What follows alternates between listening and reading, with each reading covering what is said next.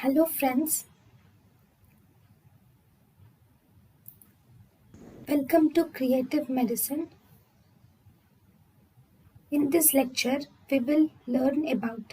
Hello friends, let us now learn some important points about cineerazine. So what does cineerazine cause? Cineerazine is H1 antihistaminic. It is H1 antihistaminic with additional anticholinergic and anti-5-HT action and also vasodilator properties. This cineerazine will modulate calcium fluxes and it will